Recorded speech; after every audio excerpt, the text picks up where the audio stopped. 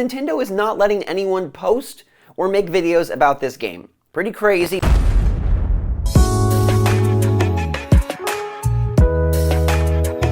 Good morning, Mario, and good morning, Switch fans. It's Thursday, aka I slept really weird on my neck, so say hello to my Heat Pack edition, where we're talking about some big Switch stuff, including two big sequels that could still be coming to Switch in this never-ending generation that may last 10 full years. Plus, Nintendo Switch Sports has impressed so far, but there are two big problems now that we need to talk about. Also, a new app has hit Nintendo Switch, and you can download it very soon. And apparently the sequel to 1-2 Switch is still a real thing. What's going on, everybody? It's Zach from SwitchForce. Hit that like button if you enjoyed the show, and make sure to let me know your take on today's topics in the comments down below. Who signed up for the Switch Sports online test? Me, I did. Hopefully you did as well. I'd love to see you there and we can talk about it in person because Nintendo is not letting anyone post or make videos about this game. Pretty crazy when you're trying to test out the servers, build hype, and get people ready for the April 29th launch that you don't want anyone to talk about a game that is a follow-up to a game that came out over a decade ago. What is so secret about Nintendo Switch Sports that we cannot speak about it on social media, YouTube, or anywhere on the internet? It's kind of a backwards policy, and it shows that Nintendo sometimes just still is a bit archaic.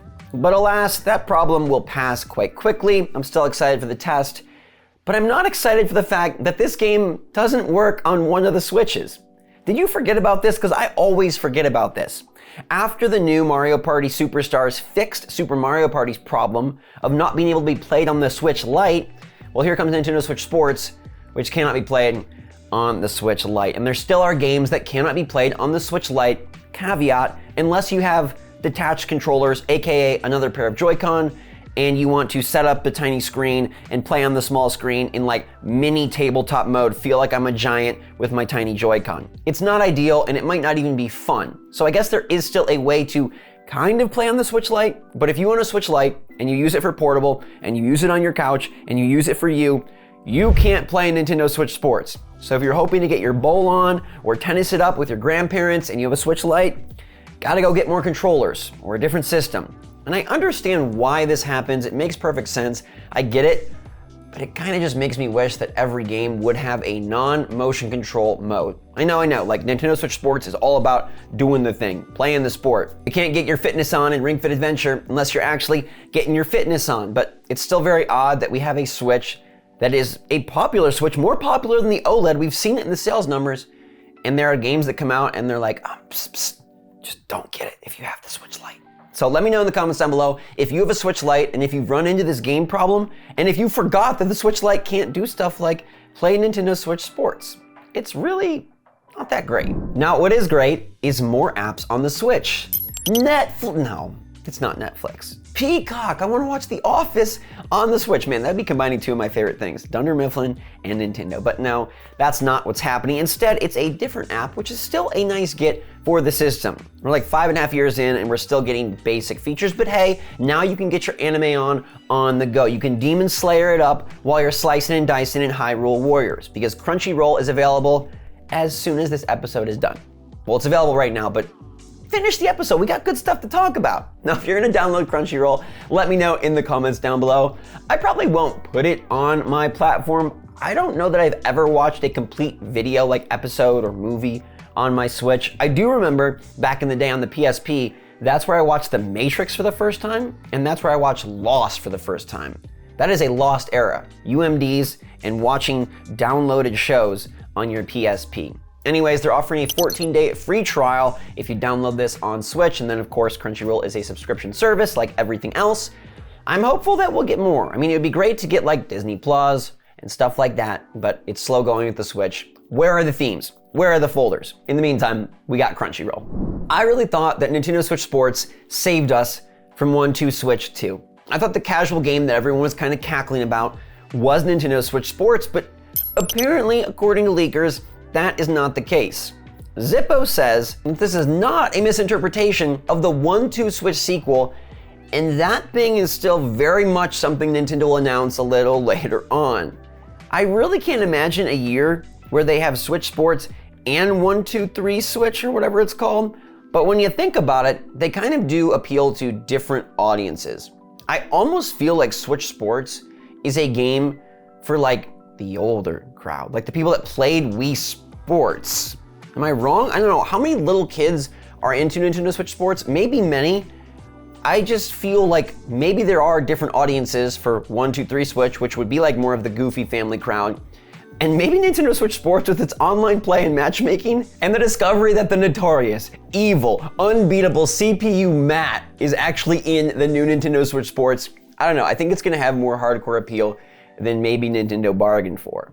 But yeah, supposedly the rumor is that 1-2 Switch sequel is still coming. Sound off if you care, if you dare. I will keep you posted if we hear more. Maybe it ends up being an E3 reveal, or maybe it's still saved for the 2023 casual reveal. Time to talk some Steam. Mercury Steam. The beautiful, magnificent makers of Metroid Dread, a game that pushed over 3 million copies and will continue to grow as the Switch life cycle continues to go. Metroid Dread is amazing, and it just got a free update thanks to the latest Direct, bringing in Rookie Mode to make the game easier, and Dread Mode to make the game impossible. Now they did say that in April they'll be bringing a Boss Rush Mode, but could they be working on DLC to make this adventure even bigger? Well, yesterday, Mercury Steam posted on Twitter that they are hiring for a level designer. Now this is intriguing for a number of reasons, because they could be building up to build some DLC, which I think would be stunning. Single-player DLC would be great for this game. Nintendo has supported many of their top titles with awesome paid DLC, and usually the results are really good. Now it seems like they could be taking a different tactic here with Metroid Dread, given the free update that hit, and given that there's another free update coming in 2 months, but maybe this summer would be a nice time to see a substantial addition to the DLC, and maybe something that bridges the gap to the next project. Or Mercury Steam could be gearing up for the next project, and after the success of Metroid Dread, will they want to tap into that well once again?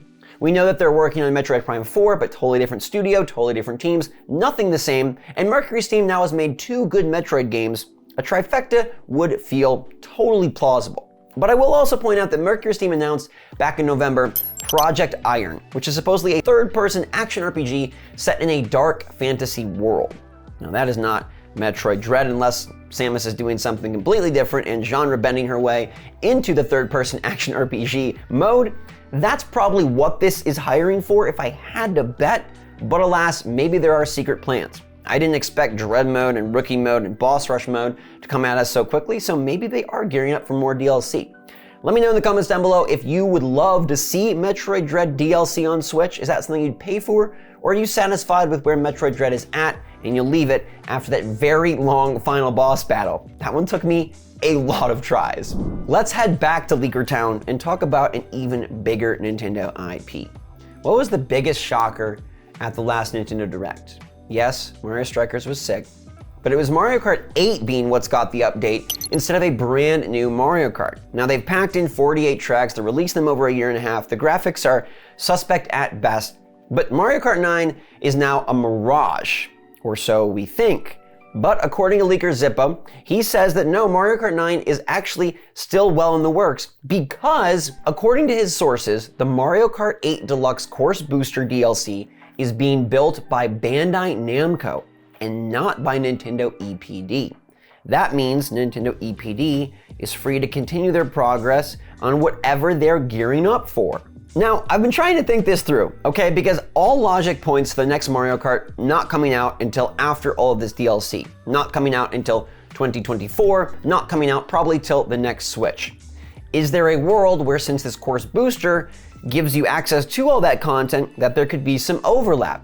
That is plausible, but it still feels unlikely. But if EPD is already hard at work on Mario Kart 9, that would be nice news, to know that they're actually building something bigger and better, and that this is just sort of a stopgap, a carryover, a holdover, a tie-over, and not like, yo, this is what we did. This is what we worked on. Mario Kart, we make millions and bajillions, so just have some extra courses.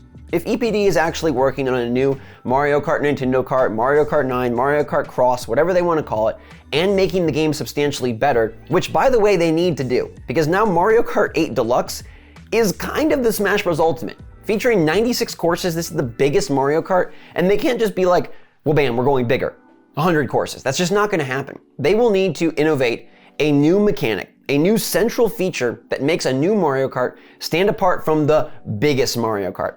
And to me, the fact that they boosted this one so darn big, it made me a little skeptical of, were they even working on something for the future, or do they just plan to do courses in DLC and let Mario Kart 8 Deluxe carry them as far as it can go?